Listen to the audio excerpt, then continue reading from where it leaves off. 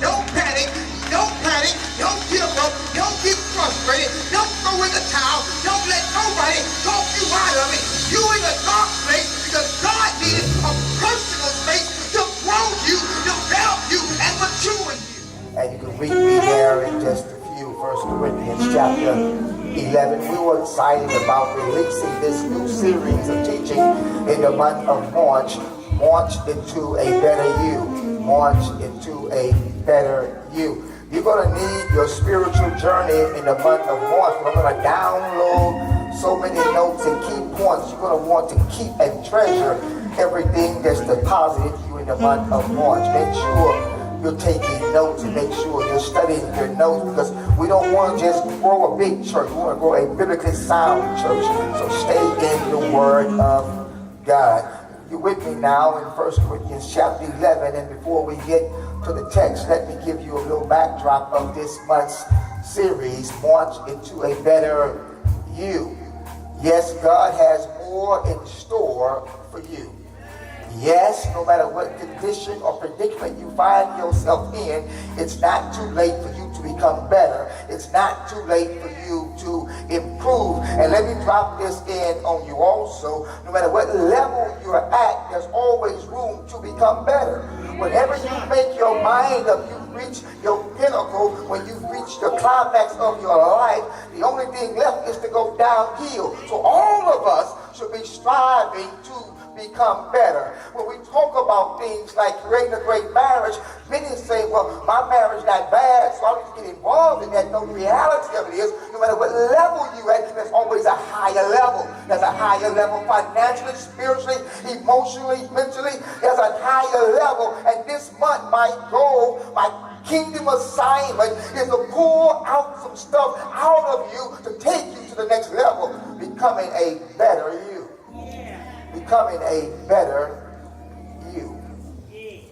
Paul says it like this in 1 Corinthians chapter 11, verse number 1.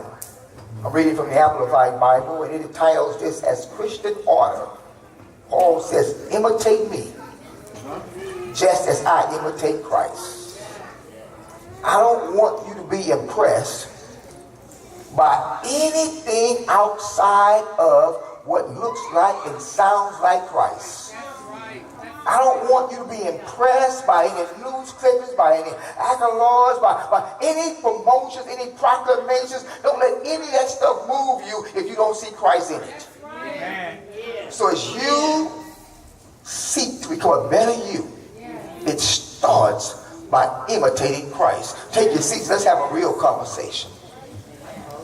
Becoming a better you. Imitate me as I imitate Christ. This is the first note I want you to take on this month.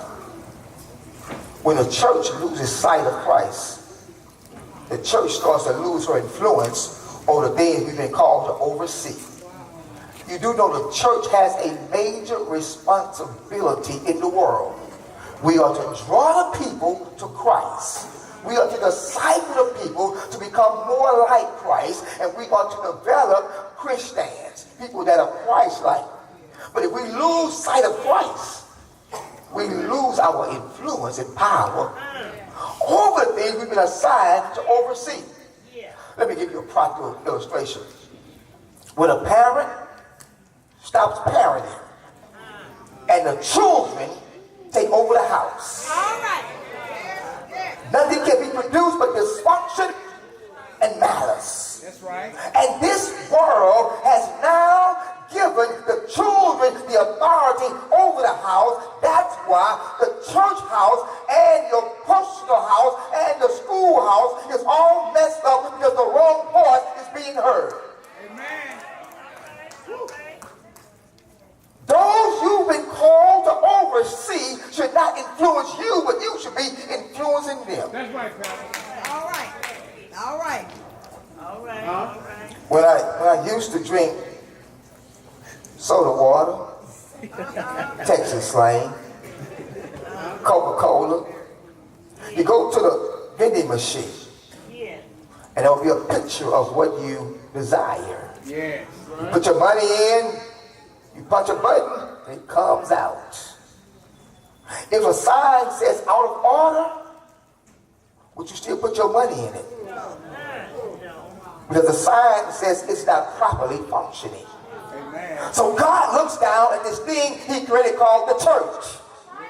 And he said, I will give you the keys, and the gates of hell shall not prevail. But if the keys are not working, wise God will give you power over the world.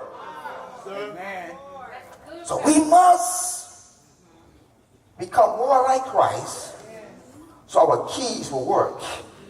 And we can become the influencers of this world. Glory. Yeah. See, Satan's biggest fear is for you to become what God created you to be. Amen. That's why he tries so hard to make you lose focus and throw in the towel. He don't want to kill you physically. He wants you to be drained emotionally. He wants you walking around claiming depression, sickness, dysfunction. He wants you walking around saying, this is just the way I am. I've always been like this and ain't nothing I can do about it. Satan wants you in a position of defeat when you should be living a victorious life. That's right. Satan wants you to line up at the starting point saying, there's no way I can win this race.